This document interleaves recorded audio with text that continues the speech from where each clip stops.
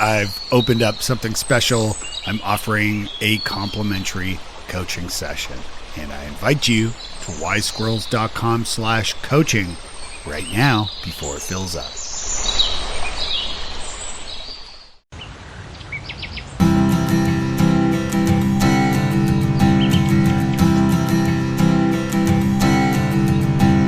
Welcome to Wise Squirrels, the podcast for late diagnosed adults with ADHD. I'm your host, Dave Delaney. Today I've got a great episode lined up for you. If you've ever thought about ways to achieve your goals with gamification, or maybe you've heard the word gamify, well, I have an expert for you today. She's going to share lots of tips and tricks on achieving your goals through making them more fun. So stay tuned for my conversation with Caitlin Johnson. You're going to love this. I do want to give a shout out to everybody on the Substack. Thank you for your paid Substack support, and even for you freebies. Thank you for being there. I wrote an article over the weekend about the amount of misinformation about ADHD that's being spread online on social networks, especially on TikTok. And there's a lot, as it turns out. And you'll find that article and much more over on Substack. Before we jump into the interview, I did want to tell you about our sponsor. Yes, we've got a great new sponsor, and I'm thrilled with the news. Wise Squirrels is sponsored by Inflow, the #1 science-based app to help you manage your ADHD. It's created by ADHD clinicians and psychologists, and their dedicated support system helps you understand your neurodivergent brain, build lifelong skills, and get things done. I've been using the app and I'm loving it. I like how the app asks you simple questions without overwhelming you, and it then walks you through the process of working on specific areas like time management or rejection sensitivity with friendly reminders, lessons, little mini podcast clips. It's a cool app. Do yourself a favor and visit wisesquirrels.com/inflow. Do it now or click the link in the description on the episode. Give it a try and check out their free ADHD traits assessment. It's free and it's right there. You're going to love it. And we thank Inflow for their support of Wise Squirrels. And now, here's my interview with Caitlin Johnson. I am a gamification strategist, which basically means I create games using video game design, and I help individuals and companies craft strategies to turn their goal achievement into a fun and epic adventure. And so I've been doing this for 10 years with companies like the Ritz-Carlton, Marriott, Lowe's, Home Improvement, Bass Pro, and then also working with my individual executive coaching clients to help them level up in their career and using the system and the process behind video games to inspire action, to move forward, to take bold movement. And so my company name is called Bold Bird Consulting, and it's a bit of an avatar for me. I'm a 5'3", female. My mom used to make fun of me when I was younger to say I always pecked at my food, and so I've always been this bird in that sense, but yet I do bold things. Yeah. I identify what I want in life and I put together a strategy and I go after it. And one of the things I want in life is to help people do the same thing. It's scary to be in a stuck position or a transitionary position. And I've been in a couple. I've gamified my unemployment. I gamify everything. So I'm excited to be here and share a little bit about my knowledge for your listeners. And actually, Dave, I also want to tell you, my husband and I came across your podcast several months ago, and he was listening to it as he's getting to understand more and more about ADHD and heard so much connection between your stories and the guests that you bring on to the show that he was like, Caitlin, you've got to listen to this. And so it's actually helped the two of us because he has ADHD. I do not. It's helped us have some really great conversations on how to level up in our own relationship. And we've been together since college. So, ups and downs, seasons, all of that within a relationship. So thank you for what you're creating, because that was what prompted me to reach out to you. Yeah. Yeah. Yeah. Because I was listening to another of your episodes where you were speaking with a woman and said, gosh, it would be so much fun to bring somebody on who doesn't have ADHD to think, to understand how does their brain process and Yeah. Yeah. strategize. Yeah. Yeah. And So, and I love the fact that you reached out, first of all. And so thank you for that. And also, yeah, I mean, it's cool because yeah, you've been with your husband for a long time and he has ADHD and which is an interesting approach to this, right? Because you understand, or you're learning at least about, some of the challenges we face with ADHD. And so if you didn't have that aspect, I'd be like, well, it's great that you're good at gamification and this stuff, which I'm that's right. a big fan of as well, just as a recovering marketer too. Mm-hmm. But I also think about like, not all the neurotypical strategies work well for us. Yes. And even the challenges we face sometimes which is like one of the curses of ADHD, in my opinion, is that when we find a strategy that finally works well, it works great until the novelty aspect of it runs out or runs off or something like that. And then it doesn't work anymore. And it's like, damn it, we found this like great solution. I know, the sweet spot, and then it slips out of your fingers. Yeah. And that's actually where I find game design so thrilling. And many of my executive coaching leaders, my clients, have either had ADHD or they're super creative and love newness, right? Just what's the next thing that I want to work on? Right.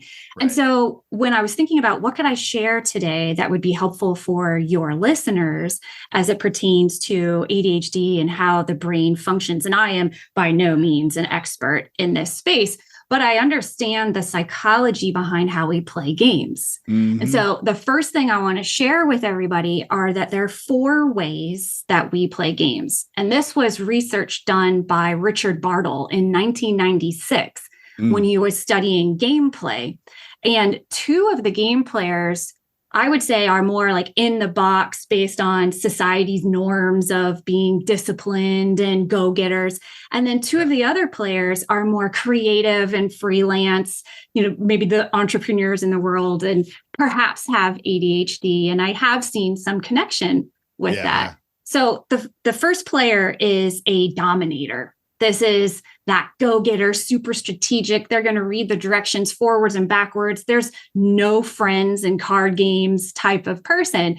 And they just want to annihilate the competition and be first. So typically, I think stereotypically, salespeople, cutthroat, like I'm going to get the business, right? Or, but I will say, when I explain these 4 players, I challenge the audience to see which one do you connect with most, but then also ask yourself, which environments trigger these players? Because I'm not always a dominator, but I am writing a book on how to gamify your goals. And I will tell you, I am competing against James Clear, author of Atomic Habits, right? So I'm studying how did he get his book out to be the top #1 purchased, New Year's resolutions books. And I hope to be better than him. That's a great goal. I love it. And that is a good book too. So that's awesome. Yeah. It's interesting. So do you think, like with that kind of #1 approach, right? Like that sales type of person, it's interesting because, and you touched on something there about like the gaming aspects in that, like, okay. So like, I'm like, when somebody reaches out to me about hiring me to deliver a keynote presentation or a workshop for their company, this is what I do. This is what I'm very passionate about, or coaching clients as well. If it's not a good fit, then like, I'm not going to be able to sell myself, partly because I know I'm not a good fit. Right. And so for me, I get really excited in a sort of sales discussion if I can help the person, because I'm very honest. I don't sell snake oil. There's plenty of people on the internet for that, and out in the world. Honestly, there's get rich quick and all that stuff. So So, I had feedback once a long time ago, and I've never been in a sort of sales role besides working for myself. And so you have to be. But before that, I had this feedback that like, Dave, you would be great at sales as long as you believe in what you're selling. For sure. Absolutely. Yeah. So tell me a little bit about that approach to things, like, because if you're selling like mattresses, it's like, well, Yeah, if you don't believe in it. Yeah. Okay. So I'm going to address that. And then I'll go back to another player type that I think you might actually connect with more than a dominator. Yeah. So to answer your first question, if you don't believe in what you're doing, period, whether it's sales or whatever the case may be, you're not going to play. The first thing video game designers do is identify what is the epic mission of this game. What is the reason for people to play and to keep playing? So you have to have a strong, if I was to take that language and translate it into non-gaming terminology, you have to have a strong why. Yeah. Why are you doing this? And do you believe in what you do as a job and as a living, right? So absolutely, you have to have an epic mission that you're going after, and then you learn to play the game. So you may not directly relate to a dominator in that sense, but let me tell you another game player type. Okay. The one perhaps you connect with more is what's called a connector. Yeah. So the connector game player prefers to play games with other people. So a great example of this is Lord of the Rings, Samwise Gamgee. He's more of a connector. He wants to help Frodo win, right? And get rid of the ring and do whatever he needs to do. He doesn't need the accolades. He doesn't need to beat Frodo to the top of the mountain, right? Yeah. He's going to go along the journey and help him. So connectors, it's all about the joy in winning together with other people. Yeah, now, that's definitely me. yeah, great. Okay. So you can find some salespeople, if we go back to sales, that are connectors because they're in it for the long game. They're building relationships. Right. They're coming at it. They're not pitch slapping. They're saying, help me understand your problems. And then I'll tell you if I have a solution, or maybe I do have a solution to help you. So it's a completely different game, completely different strategy. Yeah. Okay. So that's two of the four: dominator, connector.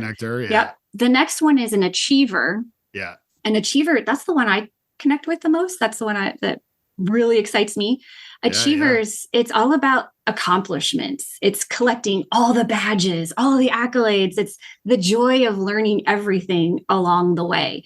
Yeah. I do like to come out first, but it's not at the sake of learning along the way, right? So I'm not going to strategically identify the strategy. I'm going to really enjoy the strategy as I go. Mm-hmm. So I've done a couple Ironmans, half Ironmans. Nice. And for me, that's an achievement of understanding, how do I effectively swim? How do I effectively bike? How do I effectively run and get through all of those touch points and checkpoints as I'm going through? Yeah, that's awesome. And good for you for that too. That's a huge achievement. Thank you. So we got the three. What's the fourth one? The fourth one. Okay, this is where I feel your listeners might really connect to. The fourth one is an explorer. Okay. So they understand the objective of how to win, but it's not about winning. It's about discovery and curiosity, and they will go chase the squirrel.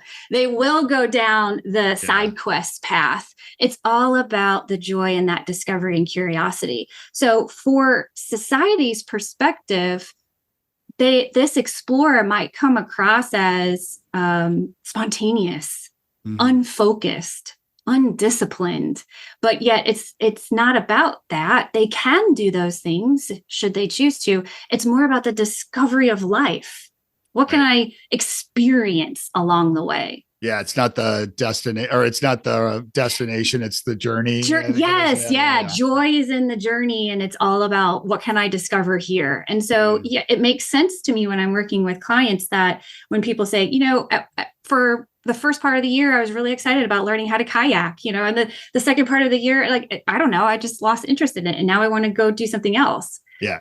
So understanding which of these four game player personas you connect with the most will help you understand tactics to keep you inspired and motivated to keep playing.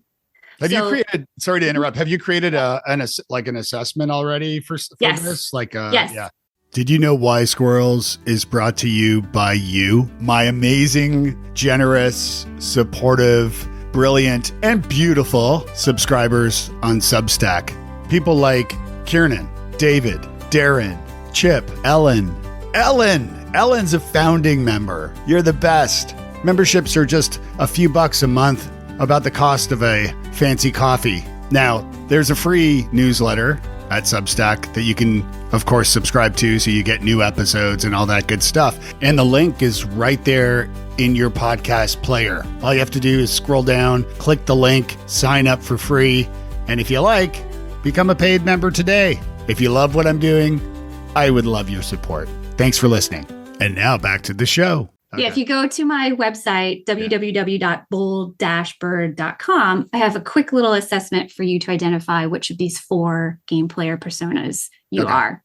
Yeah. But you can pretty easily figure it out. Yeah. But do you have, like, as a part of that, like if you do like a Myers-Briggs or DISC assessment or something like that, you end up with, if you pay not too much, I think, you end up with like, a career strategy guide or like how to get along with the people at work type of thing.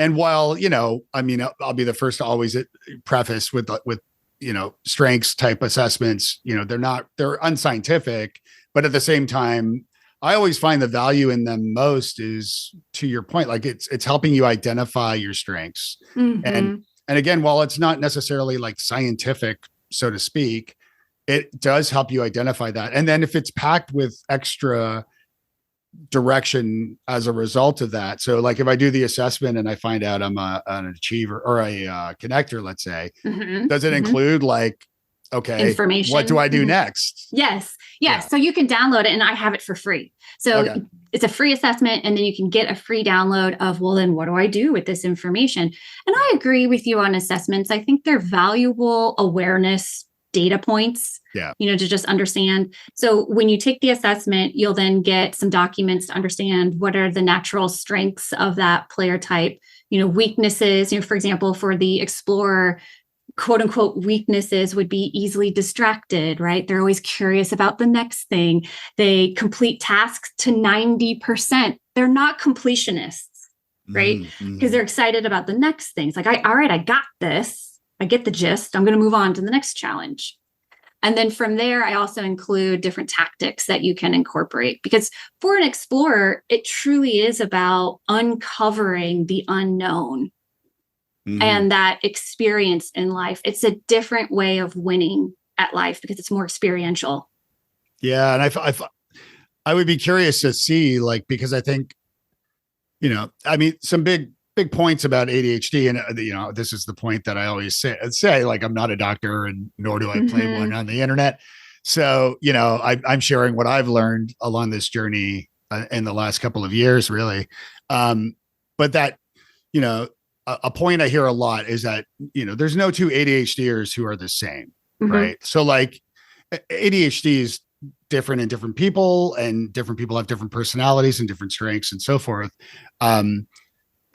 So that's an important point. I mean, it is an acronym, so it does stand for something. And there are certainly commonalities and things, consistent about executive function and that kind of thing.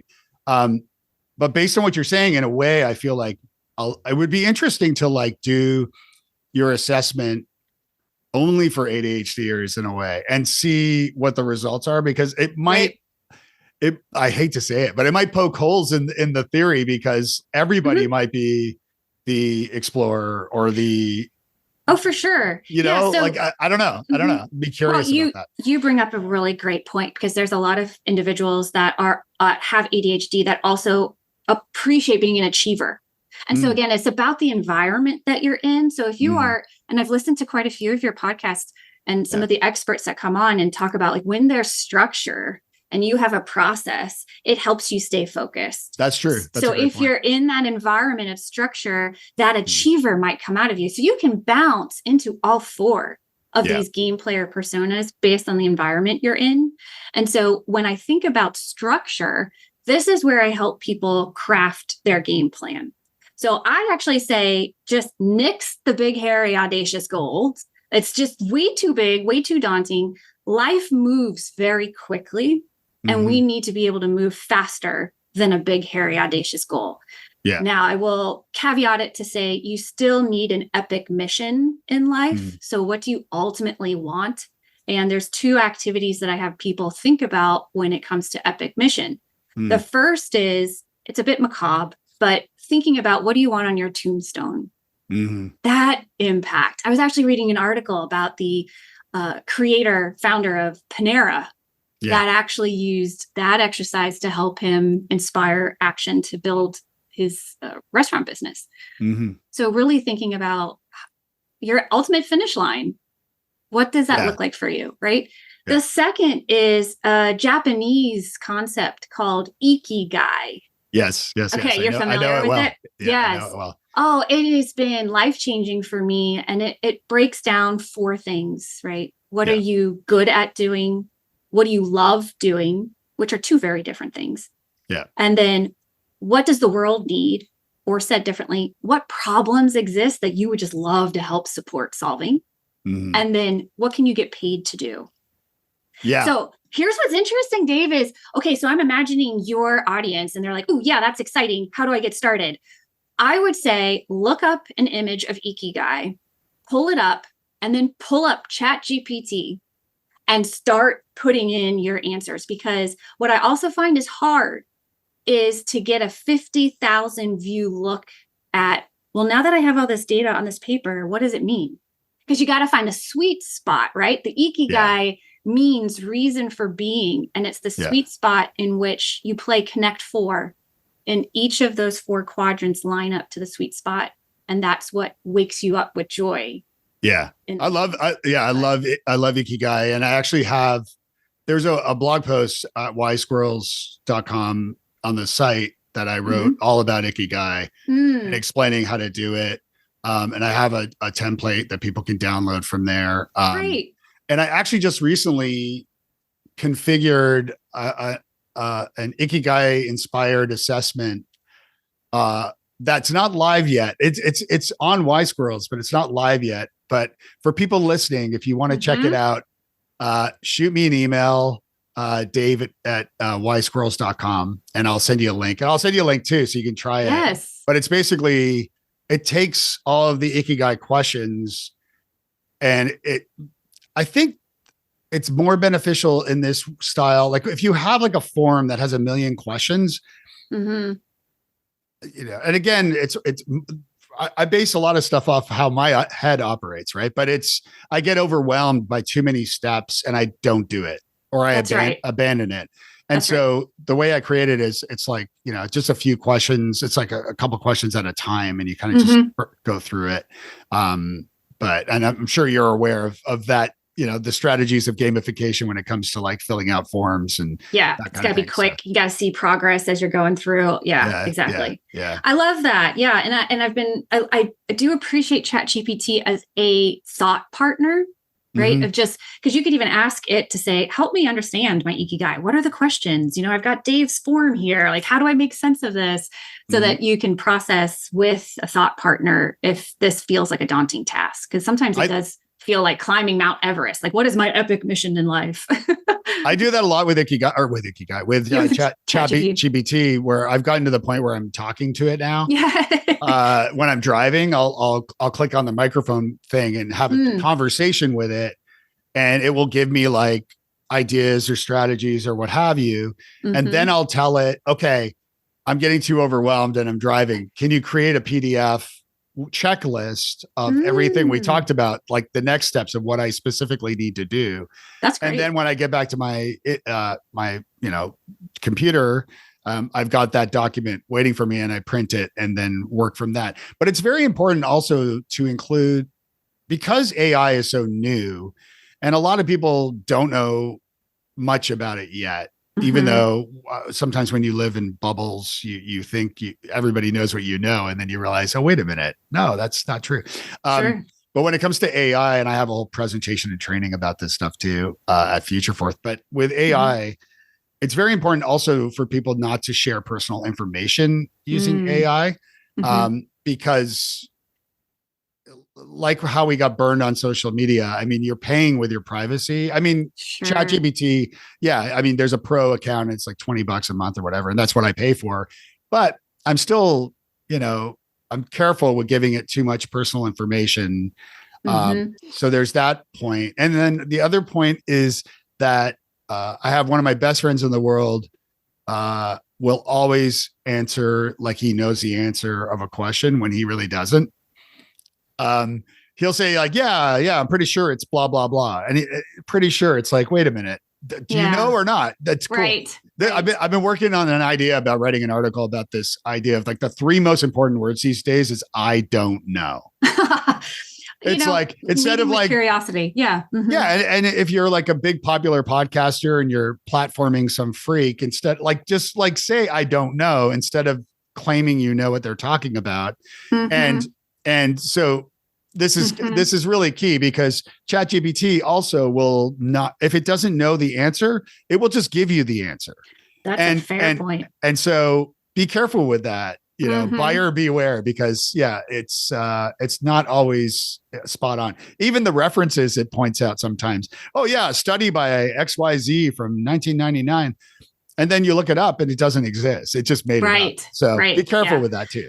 I think that's a great warning to put out there. And that's why I appreciate it as a thought partner to get me thinking, because I can't trust it in its entirety. It's still pretty new. But okay, so we've got, let me go back to, for natural explorers, well, really any of these game player personas, I say, forget the big, hairy, audacious goals. Yes, have a true north or an epic mission that's driving your passions. Yeah. But then I help people narrow them down into 90-day quests. So if you think about the world, nature, there's seasons in most places in the world, right? So things change naturally in about 3 months as a year progresses. And every time I've built game strategies over 10 years, 72,000 people have played the games I've built. 90 days is the sweet spot of impact. After 90 days, it starts to become business as usual, or we outsmart ourselves and we're like, yeah, no, I don't need to do that anymore. That sticky note that was helpful for me, it's not helping anymore. I don't even look at it. So another time frame to be aware of is what I saw happen at 21 days. So, there's general research that's sources have said it's true. Sources have debunked it that talk about 21 days to build a habit. Yeah. So what I have found is it takes 21 days to build a routine. It takes 21 days of consistency for you to not have to remember so hard to do the thing. Right. It's in your routine. You still have to think about it, but it's not as hard. So 21 days of consistency and then up to 90 days. After 90 days, you have to switch your strategy.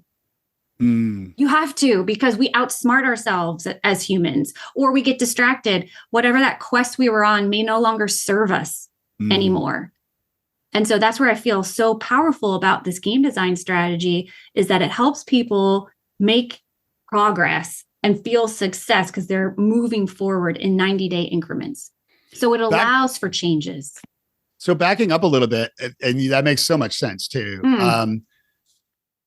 I'm curious, for your background, were you like a gamer as a kid, or were you a developer, or were you like what, or both? Like where did you get this excitement about gaming? Yeah, nope, I'm not a gamer.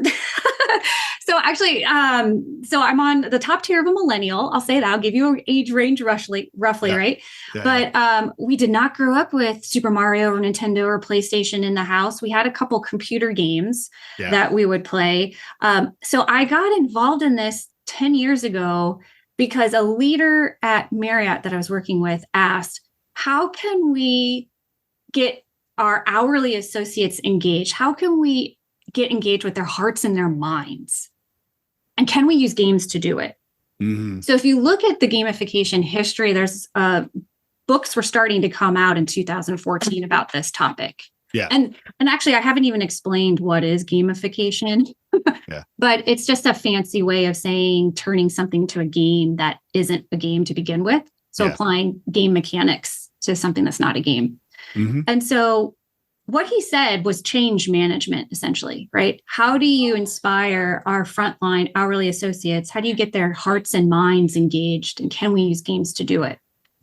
And I've always been interested in supporting people in their roles And because we spend more than twice our life at work than with our loved ones.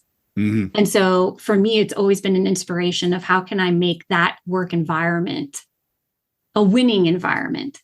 So you did it more on the employee side. I did. Right? Okay. Yeah. Yeah. And so I then just dove into any piece of research that existed around the psychology of game design, the mechanics, researching and partnering with other people. And then that's how I came to build some beta tested games that kept time and time again getting the results we were looking for.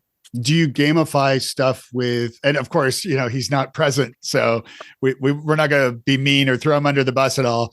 But for your husband, like, are there ways that you gamify things for him to help him stay focused on tasks and things like that? Or that's up to him to it, because you got to let each person design their own strategies. So I mean, he does incorporate some of those things to stay focused and give him like little milestones to work on and see the progress. Because part of the challenge, I think, is that it's easy to see your faults. It's easy to forget that you do really cool things.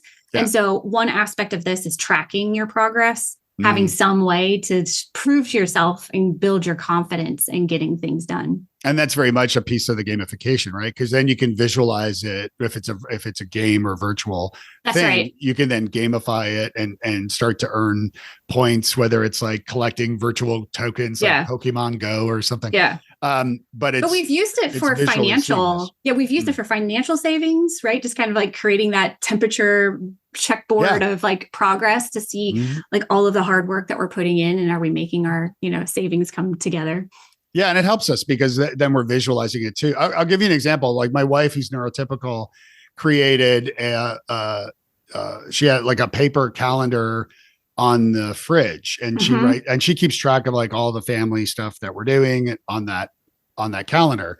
And I'm as much as I love analog, and I'm a big believer in it. I am kind of a digital, not native because I'm older than that, but anyway. But I'm big into digital. And so like, for example, and I was a speaker for Google for like 6 years. So like, I know digital really well. And so I have a Google Calendar for work stuff. And then I have another one for Wise Squirrels. And then I have another one for family. And you can turn them on and off to see what's on and what's off. So you can overlay them. And things started getting great when my wife finally agreed. She wants to keep the paper one. Awesome. The kids might look at it. But by creating the digital one, I can so simply add that I'm going out tonight, or that I'm, so she knows I won't be home, or vice versa. She can add it and say she's going to meet friends or whatever. So, and having a shared calendar has been a godsend for us. Yes, so for that's sure. like part of the it's maybe not so much gamification because you're not really measuring and seeing, but the success is that I show up where I'm supposed to be at a certain time, or vice versa. Right. Well, there is an element of gamification there because it is a tracking system. You do need a way to track to show the scoreboard. There's the theory, right, of if there wasn't a scoreboard on a football field, would you actually watch that game? Right. Probably not the game. What you'd be doing is talking with the other people. So if the scoreboard's gone, maybe the dominator and the achiever view of like who's winning would calm down, and you turn around to the left and right of you to explore like, well, what brought you here today? Like how, actually connecting with people versus watching the gameplay. And I'm laughing too, because being the connector, as we've discussed, without your assessment, I got scolded at a football game at my kid's school by a woman behind me. I think I've shared this story before, but she slapped me on the back because I was on my phone. She's not like hard, but this older woman, she kind of hits me on the back, and she's like, I'm in the South. She's like, y'all need to be watching the game, and not looking at your phone. Right. And I was like, lady, I'm here for the band. Both my kids are in marching band. I'm here for the band, and they're on a break right now. Yeah. And different reasons. I don't even speak football. I don't even know what's going on. When I go to games, I'm literally talking to everybody around me. I have no clue what the score is, nor do I care. And I always tell people, all I care is that nobody gets hurt. Yes. Right. That's it. Yeah. I don't care who wins. Perfect example of an environment that triggers a different game player persona, right? Depending on how you prefer to play. Yeah. We did, my husband and I did build a little mini impromptu vacation where we decided just to drive. Mm-hmm. We didn't have any agenda, right? So we got the explorer components going on it. And we were like, ooh, that looks fun. Let's go explore that restaurant there, right? And so we just had great conversation because we were exploring different things. We didn't have an agenda. Now, my mind wants an agenda. Yeah. My mind wants a plan. That's how I just operate. But it was so much fun to just freeform, connect with each other, and just explore whatever came our way on the path that we were on. Yeah. That's cool. Yeah. And my wife and I are similar. I mean, she's incredible at planning these wonderful trips. Mm-hmm. We met, backpacking in Ireland back in the day. So we love travel. But I'm very much along for the ride that way too, unless we're doing something like that. Like, let's just go and drive and whatever. Right. And we can ask ChatGPT for recommendations along the way, which I actually have done. Fun. Yeah. It's cool. Cause like, if I have to be like, if I'm in, like I was in San Francisco and I had to be across the city at a different location from the hotel. So I asked ChatGPT, between this location and that location, tell me where like the cool bookstores are and the artsy kind of vibe places. And it replied and gave me like all the names. And then I said, it said, if I'm driving from this point to that point, which one will I hit first? And it gave me like an itinerary, basically. It was pretty cool. But anyway, that's awesome. Yeah. That's very cool. So let's talk more about gamification. So yeah. So, all right, I've gone over the fact that there are 4 main ways that people play games, and it's really the environment that will trigger one of those 4. You'll have a typical preference. You'll default to one more than the other, but you can bounce around all 4 of them. And then when it comes to actually gamifying your goals, thinking about that true north epic mission, and then breaking them down into quarterly quests of what can I accomplish within these next 90 days. Usually a first quest is pure discovery. Like I have no clue. So I'm just going to go on this discovery quest of what could I do? And then the next question after that is to identify what is the consistent action or behavior that I should do to help achieve that quest. And this is where it gets sticky because people are like, well, what does that look like? And again, in that first discovery quest, it could look like anything. You're just trying it out. Like, so for example, if you want to try a new organizational tool or strategy, your wife has the calendar, you're going digital, but in that phase of 90 days, you could be testing out, does it really work to put it on paper, or does it work better to do it digital? And so for 90 days, you'll just try these things to see which one works. Yeah. And then again, you kind of have to sometimes outsmart yourself because it'll work for a while. And then you'll need to find a new tool that works because we're just bored of the other. But I'll give you an example. So I'm gamifying writing a book right now. So I mentioned I'm writing a book on how to gamify your goals. It's actually going to be a choose your own adventure based on your game persona. You'll pick which character you are and follow that narrative and accomplish different challenges. And so I have a 136 week streak where I am consistently taking action. I'm doing one thing every week to make progress on this book. So it could be writing, it could be researching, it could be promoting and building my beta testing group and, my marketing launch strategy. And so it's taking me a while because I have a full-time job. I'm an entrepreneur.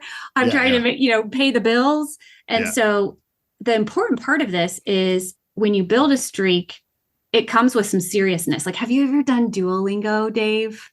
I've dabbled a little bit because they're really good at streaks. But the downside is when you break a streak, it can be demoralizing. Yeah. It absolutely can. So it can move you forward because you don't want to break the streak, but you have to make sure that streak keeps serving you. So in this case, I have a really strong epic mission of getting this book in the world. And so the streak is helping me continue to do one thing because it's very easy to be like, not this week. Right. Yeah. I have too many other things to do.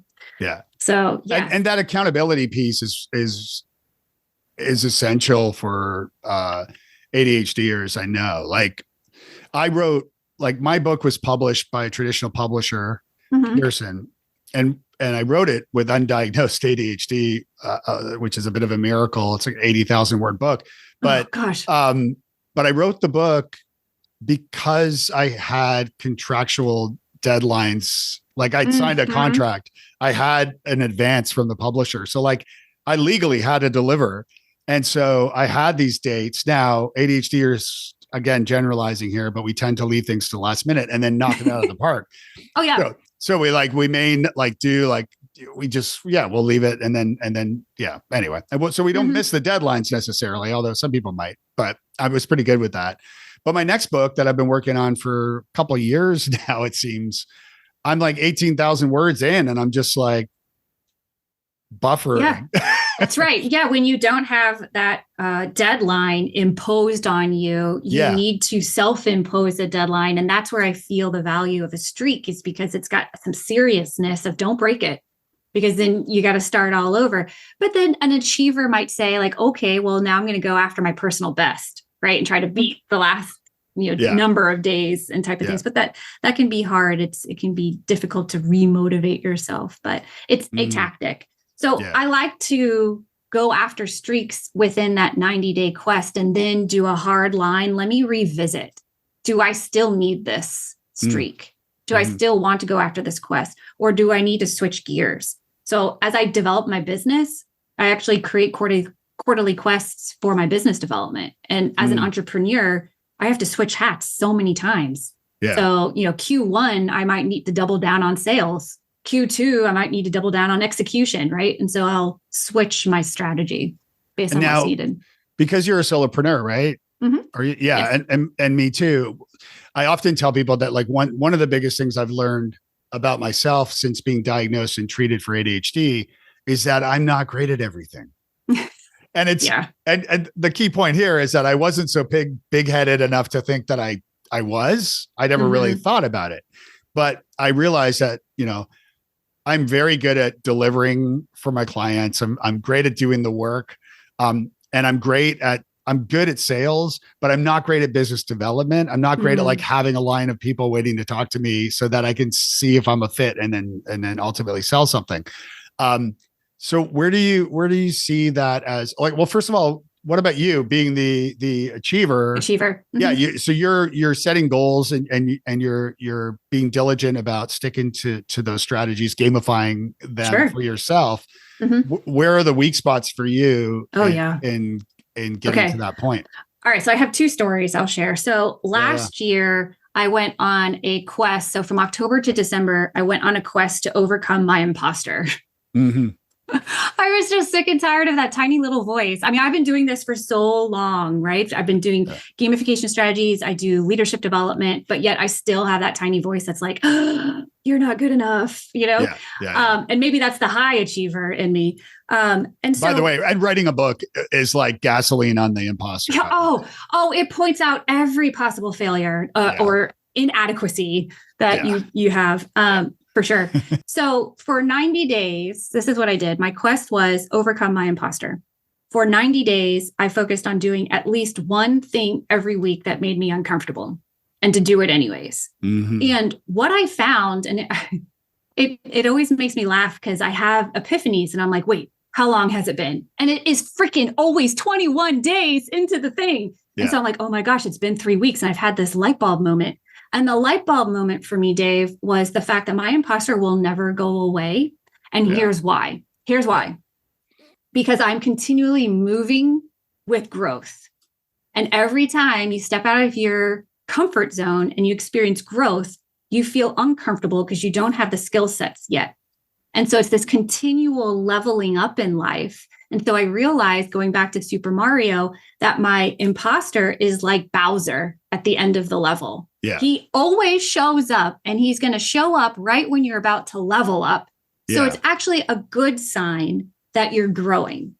Yeah. So, there's the flip side is the Dunning-Kruger effect, right? Where you don't know what you don't know, but you think you know. That's right. And that's more dangerous, right? Like I would rather, like yourself, like I'd rather hit these imposter periods, where I'm feeling self-doubt, or obviously I don't want to feel that, but there are those who are, and I would imagine they're more the dominators perhaps they're just like, sales, and they go and sell. Like an example, I met a friend for breakfast years ago. I hadn't seen him in a long time, and it was kind of this rural area, and after breakfast, I hadn't seen him in a long time, but he's this kind of obnoxious sales kind of guy. And I mean, he's a close friend. I've known him forever. But he's always been kind of obnoxious and he's been great at sales. And I said, well, so what do you got planned for the rest of the day? And he's like, well, I noticed a bunch of like warehouses from here to home. So I'm going to stop in at them on the way home and see, what business I can drum up. And I'm like, what? Like, you're just going to call? You're just going to go in and try to sell stuff? I'm like, he's like, yeah. And I'm like, man, like, I wish I could do that, but I know. But I also don't want to be that guy either. Totally get that. Yeah. So for 90 days, I was working on conquering my imposter, and my learning was it will never go away. But now I don't look at my imposter with such fear. I'm second guessing, because when you feel that imposter, you already feel bad. And then you feel bad again because you're like, why do I feel like this again? Right. So now I just look at it as that means I'm about to level up in whatever it is I'm doing in life. And that's really exciting. So that was an example. And I had to do that for my business development. The other quest that I'm on actually right now is to become better at sales. So kind of like you, I'm not that natural salesperson, and I don't love the whole sleazy tactics of sales. I want to come across more organic, like, let me help you understand what I know and if it could help you accomplish your goals, right? Mm-hmm. And so here's how I'm doing it. I'm actually launching a goal getter community in March with like minds who are wanting to go after the goals and set these quarterly quests. And so one individual that is going to join is a sales individual.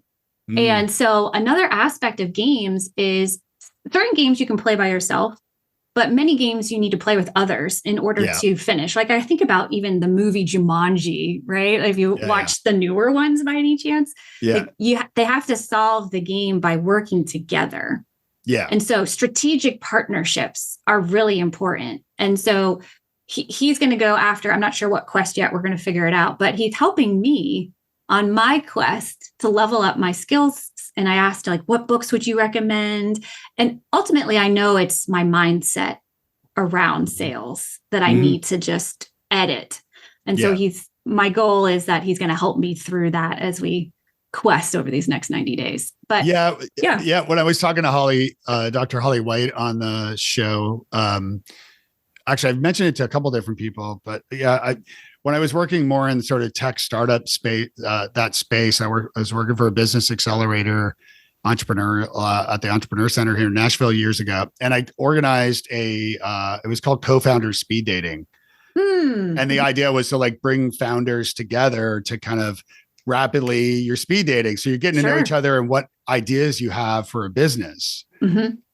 Instead of like anything romantic or anything. And you're basically talking business about the ideas you have. And the idea is to like connect sort of the MBA sales type people, perhaps, with the more maybe extroverted, with the more introverted developers who, could build the thing. So like, everybody talks about, Steve Jobs and nobody talks about Steve Wozniak as an example, right? Right. So, and like Wozniak, I mean, Apple wouldn't exist without Steve Wozniak, but nobody talks about Steve Wozniak. They talk about Steve Jobs, which is okay. And he's in the background and whatever, but I really am starting to think about this idea more and more because as it pertains to ADHD too, it's almost like we need like a neurotypical business partner, Yes. Well, think about this, Dave. Think about this for a second. So like stereotypically CEOs are more the visionary, big picture, futuristic thinkers, right?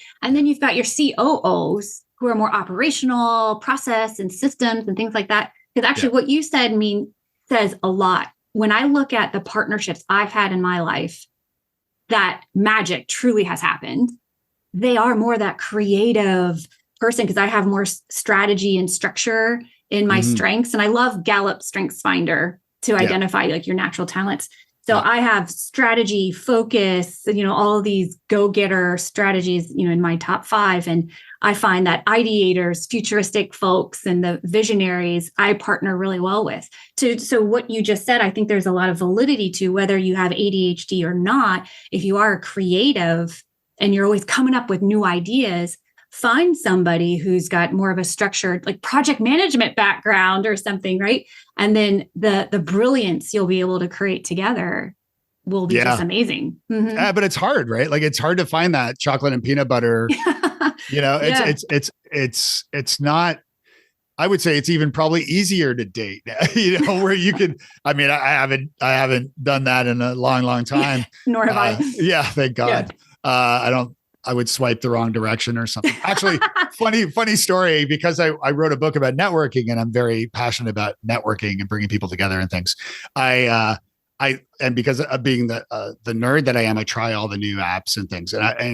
When Bumble was introduced, it was, women's, it's sort of a dating app where the woman kind of flips. The woman's mainly in controls. The female person using it chooses the men ultimately, or a same-sex partner or whatever. But it also had like this networking business professional component to it. So I installed it to check it out. And right away, my friend's ex-wife reaches out to me and says, Dave, private message, like, I didn't know you're single now. Oh. And I'm like, oh, no. Happily married, very happily married, 25 years. No.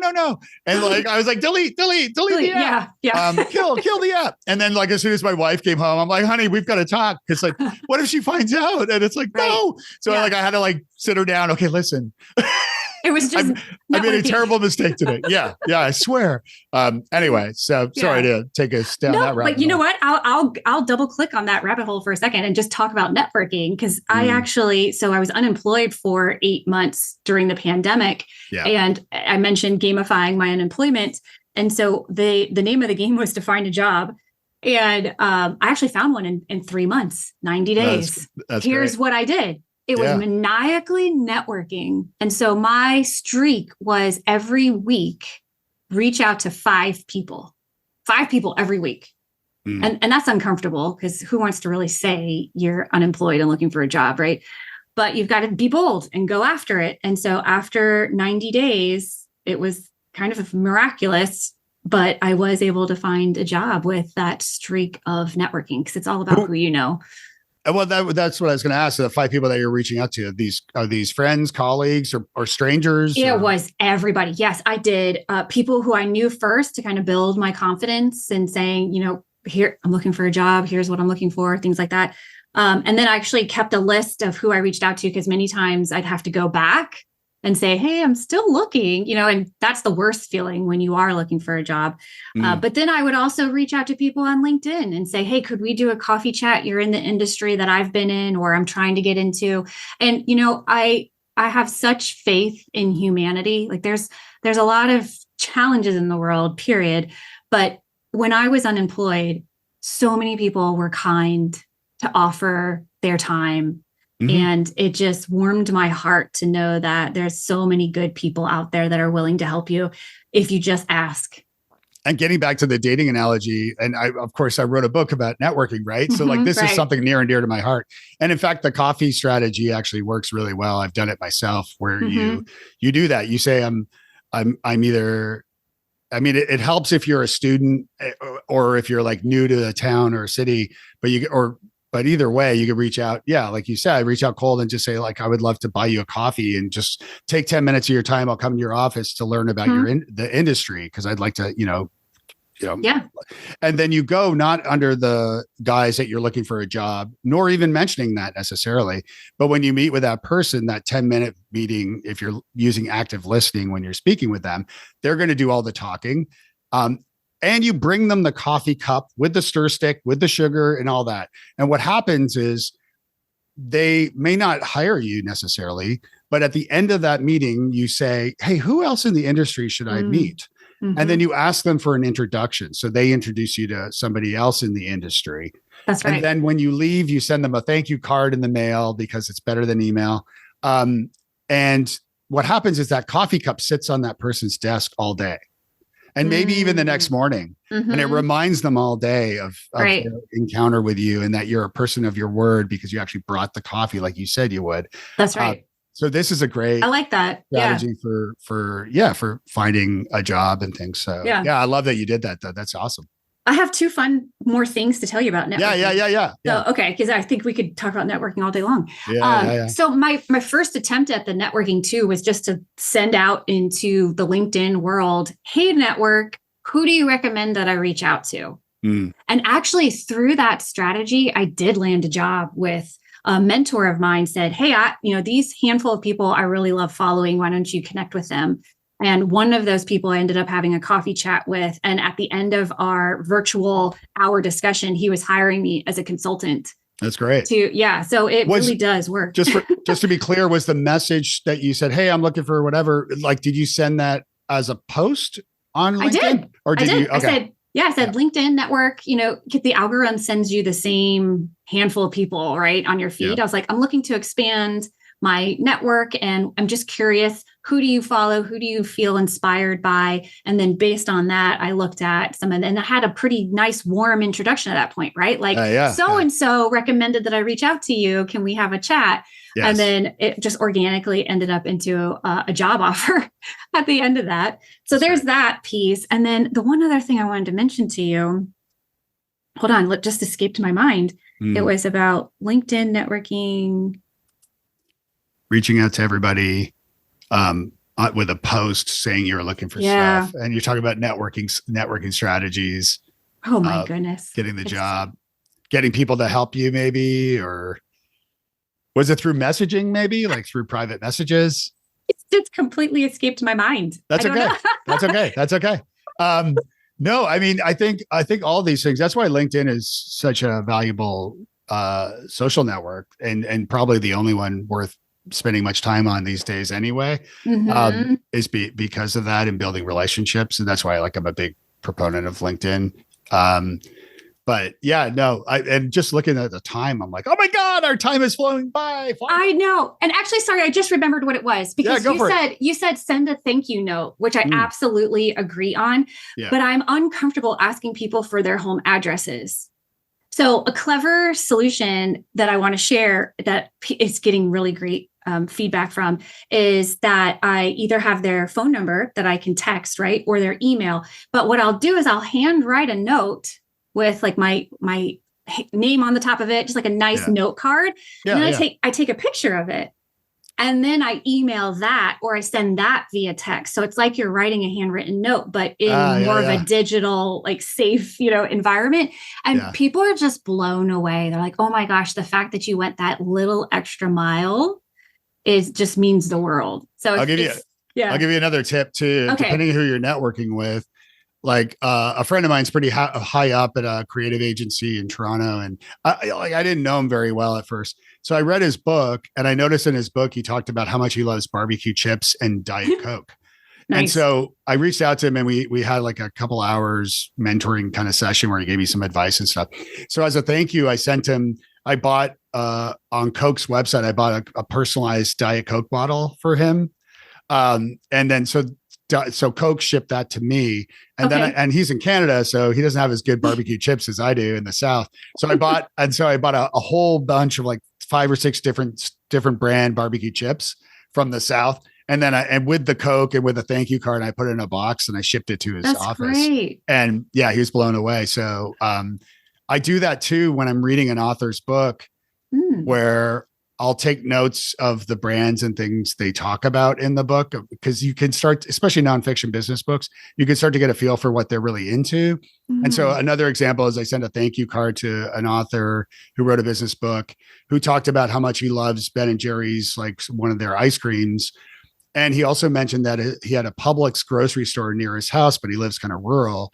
So I sent him a thank you card with a Publix $20 gift card to only be used on his flavor Ben and Jerry's ice cream. Oh, nice. And I said I would have shipped you the ice cream, but that wouldn't have worked so well. So those are great examples of connecting, Dave. You like when I go back to game player types, like such wonderful ways to connect and win together with others and just recognize other people. One question I have for you too is and I'm being mindful of the time here, but as far as like keeping score, I think that's the most challenging thing for people. Like I could send things out. I mean, yes, there are like CRMs and software and so forth, but like any tips for like keeping the score, whether it's for personal development or for outreach for sales or whatever? Yeah, specifically for personal development, I vary my strategies. So there are some things that I keep track, like my 136-week streak with my book. It's a very simple swipe. Did I do a thing or not? Swipe, right? But if there's something that I'm really trying to create as new, something visually that I can see every single day is more helpful. So whether that be a calendar, whether it be a tick mark, whether that be a sticky note, or I've even seen creative things where it's a marble that you add into the jar and then the jar gets colorful, right? So I did that with two jars. Sorry to interrupt. I did that with 2 jars, and I like looked at my desk and I found like, because I was going to do 5 things a day, and I actually did it. And I was looking for 5 things to use. And I used like car wash tokens that I found in my desk. So I used them. And then it occurred to me my car was filthy. And so I took the coins out and I went and got the car wash. And then the jar sat empty for like forever. Yeah. And now I don't have them anymore. But yeah. See, now that would be a great example that at the end of that 90 days, you would realize, okay, don't use the car tokens, use something else. Yeah. Sorry. Yeah. Yeah. Any other tips? Yeah. Those are my first tip is create something. It's so easy to just skip that part. And then the something, play around with what's going to work with you. There are Habitat app is one of my favorites. There's actually a streaking app out there of a community of streakers, and the ones that are actually taking action on doing things, not other types of streaking. But what about for people that want to strip naked and run across a soccer field? I mean, I'm sure there's an app for that. Okay, but go on. So try something and just look to see what's going to work. And again, something that works for me for my book is digital. Something that is a brand new streak that I'm trying to build into a routine, I put that front and center next to my desk so I don't forget about it. Yeah, that's great. Caitlin, this has been so fun. It's like a game. How can people get a hold of you and learn more about what you do? Thank you. Yeah. So follow me on LinkedIn. If you look up Caitlin Johnson and gamification, you'll find me. And then the other is through my website, www.bold-bird.com. Awesome. Well, this has been a blast. Thanks a million for joining me. Thank you for having me. Thanks for tuning in to Wise Squirrels. Please make sure you follow the show so you never miss an episode. If you enjoyed the show, leave a review, please, and visit wisesquirrels.com/love for bonus content, audio comments that you can leave, membership information, free coaching, sponsorship details, booking information, and much more. Drop by wisesquirrels.com/love. Check out the link in the episode description below and explore now. Thanks again for listening.